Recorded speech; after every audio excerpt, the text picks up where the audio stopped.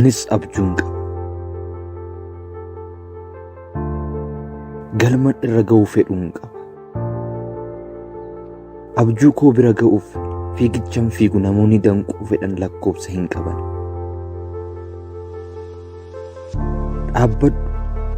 Dhaabbadhu jechi jedhu kallattii arfan irraayyuu natti hasaasa. Hin dandeessuu naan jedha.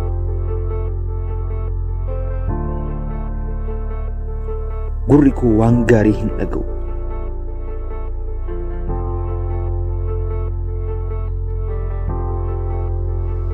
Gurra koo qabadhee gaafan keessa koo dhageeffadhu garuu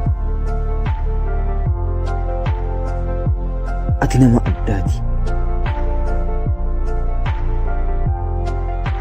Waan yaadde bira ga'uu ni dandeessa naan jedha.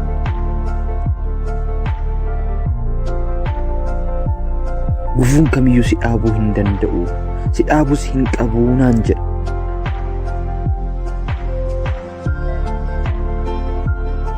Kan gurri koo na dadhabsiise lapheen koo na boqachiisa.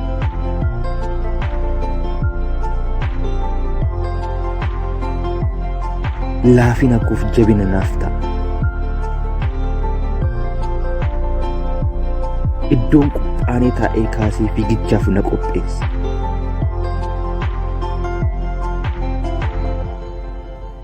Abjuu kootti na dhiyeessa. Anis jabina isaan tiradhee deemsa koo itti fufaan jira.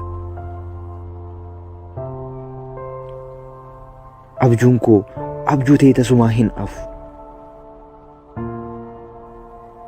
Abjuun koo firii buusee dhalootaaf ni ibsa. Anis nan danda'a. Abjuun koos ni milkaa'a. Galman yaades nan ga'a.